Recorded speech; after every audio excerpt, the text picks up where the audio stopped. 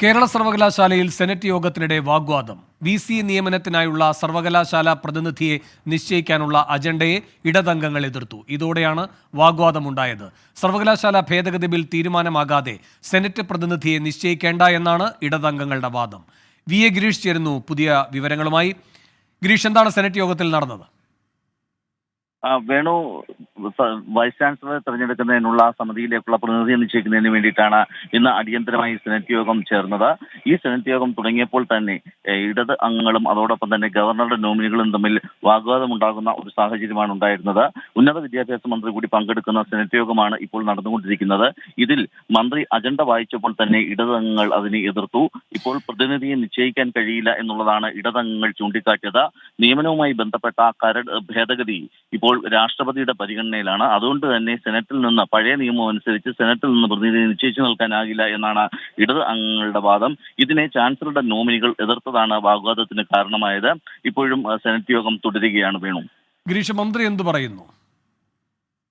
വേണു, ഇക്കാര്യത്തിൽ മന്ത്രി എന്നുള്ള നിലയിൽ ഉന്നത വിദ്യാഭ്യാസ മന്ത്രി ഡോക്ടർ ആർ ബിന്ദുവിന് അഭിപ്രായം പറയാൻ കഴിയില്ല. കാരണം സെനറ്റിന്റെ തീരുമാനം എന്താണോ അത് അംഗീകരിക്കുക എന്നുള്ളതാണ് മന്ത്രിയുടെയും ഒരു ഉത്തരവാദിത്തം. സെനറ്റിന്റെ ഭൂരിപക്ഷം അനുസരിച്ച് എന്ത് തീരുമാനമാണോ എടുക്കുന്നത് അത് അംഗീകരിക്കുക എന്നുള്ളത് തന്നെയാണ്.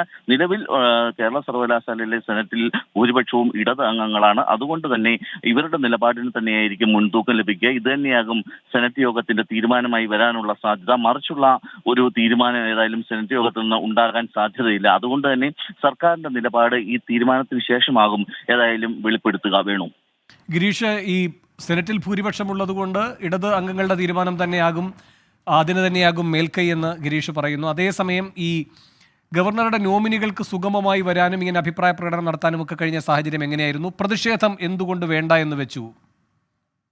വേണു, ഇത് സംബന്ധിച്ച് നേരത്തെ തന്നെ സർക്കാർ ഹൈക്കോടതിയിൽ ഒരു സത്യവാങ്മൂലവും ഉറപ്പും നൽകിയിരുന്നു.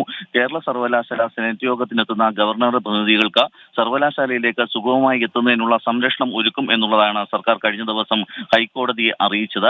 ഏതായാലും ഇതിന്റെ കൂടി പശ്ചാത്തലത്തിൽ കനത്ത പോലീസ് സന്നാഹം തന്നെ കേരള സർവകലാശാല ക്യാമ്പസിൽ, കേരള സർവകലാശാല ആസ്ഥാനത്ത് നിലയുറപ്പിച്ചിരുന്നു.